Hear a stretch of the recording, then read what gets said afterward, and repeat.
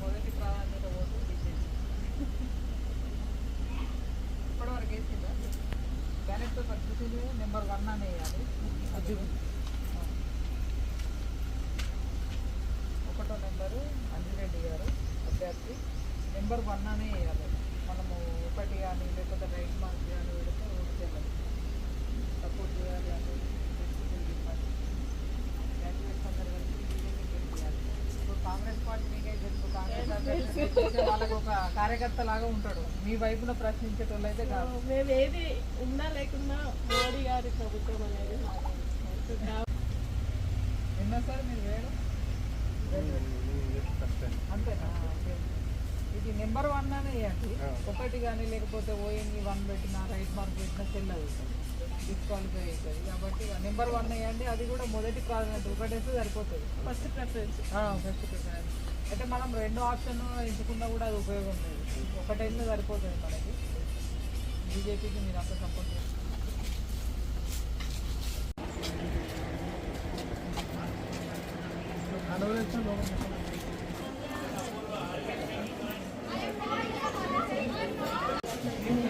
ప్రచారం మాట్లాడండి. వాళ్ళు కార్యకర్తలందరూ ఇదే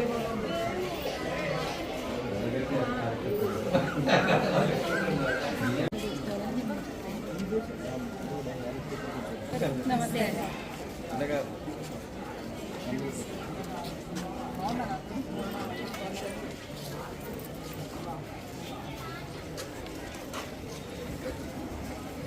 సంబంధించిన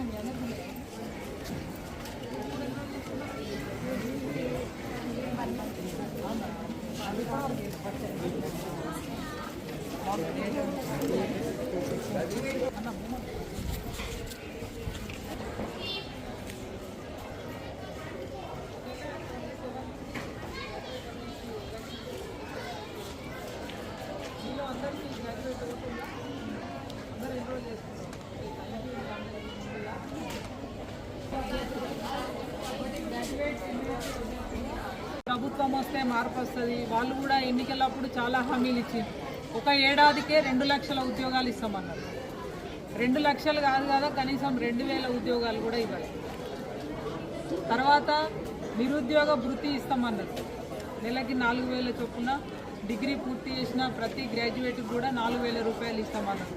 తర్వాత చదువుకునే ఆడపిల్లలకి స్కూటీలు కావచ్చు, తర్వాత ఫీజు రియంబర్స్మెంట్ కావచ్చు. ఇవాళ మన పిల్లలందరూ కూడా డిగ్రీ బీటెక్ చేసే వాళ్ళందరికీ కూడా ఇవాళ ఫీజు రియంబర్స్మెంట్ లేక కాలేజీల వాళ్ళు గవర్నమెంట్ చుట్టూ చెప్పులు అడిగేటట్టుగా తిరుగుతూ ఉన్నారు. అంటే గ్రాడ్యుయేట్స్కి సంబంధించి ఇప్పుడున్నటువంటి కాంగ్రెస్ పార్టీ ప్రభుత్వం ఇచ్చినటువంటి ఏ ఒక్క హామీని కూడా నిలబెట్టుకోలేదు. అది పోగా ఇవాళ మీరంతా కూడా విద్యావంతులు, మేధావులు, మీ అందరినీ కూడా నేను ఒకటే రిక్వెస్ట్ చేస్తూ ఉన్నాను. గ్రాడ్యుయేట్ ఎన్నికలు అంటేనే మనం ప్రశ్నించే గొంతుని పెద్దల సభకి పంపించాలి. ఇవాళ ఒకవేళ నిజంగానే మనం కాంగ్రెస్ పార్టీకి ఓటేసినట్టు అయిందంటే ఆ గెలిచినటువంటి ఎమ్మెల్సీ ఆయనకు ఆ పార్టీకి ఒక కార్యకర్తలాగా ఉంటాడు తప్ప మీ గొంతుకై అక్కడ మీ సమస్యల మీద కొట్లాడతాడా ఒకసారి మీరు ఆలోచన చేయాల్సినటువంటి అవసరం ఉంది. ఇవాళ గతంలో మీరు చూసుకుంటే గౌరవ భారతీయ జనతా పార్టీ గతంలో ఉన్నటువంటి రాష్ట్ర అధ్యక్షులు బండి సంజయ్ గారు ఉపాధ్యాయుల కోసం, గ్రాడ్యుయేట్స్ కోసం ఎంత కొట్లాడిండో మీ అందరికీ తెలుసు. భారతీయ జనతా పార్టీ ప్రతి కార్యకర్త కూడా గ్రాడ్యుయేట్స్ కోసం, ఉపాధ్యాయుల కోసం జైలుకు పోయింది, మీ యొక్క హక్కుల కోసం. ఇవాళ ప్రశ్నించే గొంతుకగా ప్రధాన ప్రతిపక్షమైనటువంటి భారతీయ జనతా పార్టీ అభ్యర్థులకి మీరు ఓటేసి గెలిపించినట్టయిందంటే 100కు 100% ఇవాళ మీ గొంతుకై పెద్దల సభలో మీకున్నటువంటి సమస్యల కోసం కొట్లాడతారు. అవసరమైతే జైలుకు పోవడానికైనా మనం గెలిపించేటువంటి నాయకులు భారతీయ జనతా పార్టీ అభ్యర్థులు పనిచేస్తారని మీ అందరినీ కూడా నేను రిక్వెస్ట్ చేస్తూ ఉన్నాను. ఇవాళ అందరికీ చెప్పినట్టుగా మీకు చెప్పలేం, ఎందుకంటే మీరు మేధావులు, ఉన్నతమైనటువంటి విద్యావంతులు. మీకోసం కొట్లాడేటువంటి వ్యక్తిని పెద్దల సభకి పంపించాలని మీ అందరినీ కూడా హృదయపూర్వకంగా కోరుతూ ఉన్నాను. మరి అన్నని రిక్వెస్ట్ చేసుకోవడం జరిగింది, రవీందర్ రెడ్డి గారిని మీ అందరినీ కూడా కలిసి మరి ఓటుని అభ్యర్థించాలి, అన్ని విషయాలు కూడా మీతో చర్చించాలని ఇక్కడికి రావడం జరిగింది. 27వ తారీఖున పోలింగ్ ఉంది ఉదయం 7 గంటలకి.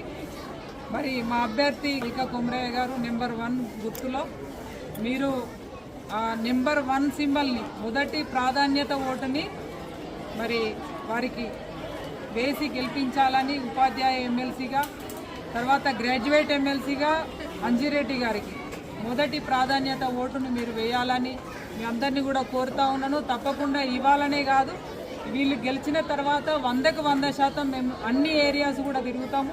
మీకు సంబంధించినటువంటి సమస్యల మీద ప్రభుత్వం మీద చిత్తశుద్ధితోటి మీ వైపున నిలబడి కొట్లాడతామని చెప్పి ఈ సందర్భంగా మనవి చేస్తూ, తప్పకుండా మీరంతా కూడా 2 ఓట్లని ఉపాధ్యాయ ఎమ్మెల్సీ అలాగే గ్రాడ్యుయేట్ ఎమ్మెల్సీ అభ్యర్థులకు సంబంధించి మొదటి ప్రాధాన్యత ఓటుని మరి వేసి గెలిపించాలని, వారిద్దరిని కూడా పెద్దల సభకి పంపించాలి. మీ అందరి నిండు ఆశీర్వాదం ఉండాలని మనస్ఫూర్తిగా కోరుకుంటా ఉన్నాను. భారత్ మాతాకి జై. ఒక్కసారి ఏం లేదు, మా రిక్వెస్ట్ అందరూ ఒక మొబైల్ నుండి ఒక మిస్డ్ కాల్ ఇస్తారు.